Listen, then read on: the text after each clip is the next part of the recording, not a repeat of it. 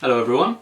I've taken a brief hiatus from zookeeping. I'm currently working as a naval rigger, and it means I get to work with a lot more ropes a lot more of the time, which means that I can find more tips and tricks to help people in the zoo world get their rope work skills even better. And what I'm going to show you today is just some of the knives and the evolution of the knives that I use for rope working. So one of the benefits of being a rigger is that I get a shiny new rigging set. This is my old rigging set. I've had it for about 6 or 7 years now, and it is showing its age quite a bit.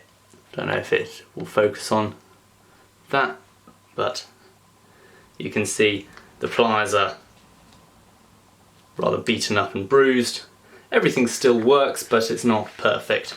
I changed out the knife for a more multi-purpose one, and the sheath is held together with cable ties.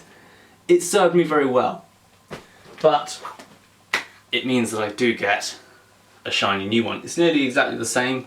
They are naval Babcock rigging sets. Comes with the original knife, and obviously shiny new marlin spike and shiny new pair of pliers. But what I've learnt since I started working as a rigger is that the style of knife that you normally use, that everyone normally uses for everything, like this one, this is my OG rigging knife, is not perfect for rope work, and that is due to the bevel. I don't know if anyone's ever took a good look at a knife, but normally you will have an even bevel on either side, and that's what you want to aim for when you're sharpening most knives. You want to make sure that it is an even slope on either side that reaches the apex, the point. What I've done with my new knives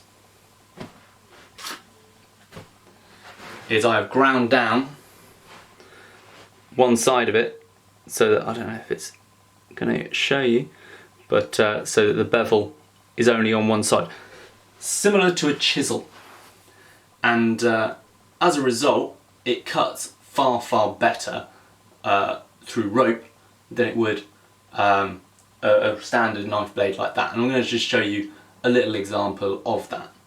Obviously it looks a bit uglier and it's not ideal for every purpose, but if you're just going to have a knife that you're only going to use for when you're chopping up rope, this is the way to go. So get like a bench sander or something like that and just roughly grind it into a single bevel edge. It doesn't have to be neat, and it doesn't have to be a super expensive knife because you are going to butcher it. But have a play with it, try and get a single bevel on it, finish it up with a whetstone ideally, and you should have yourself a much better knife for working with rope than you initially had. So this is my original rigging knife, which I have kept in fairly good nick, but has got the standard double bevel on that you find on most knives, and we're just going to cut it and see how we do with it.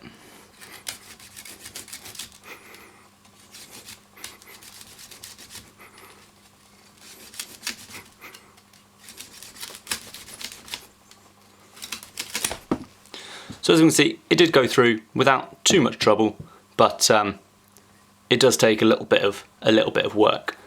Now we're going to try it with my other one.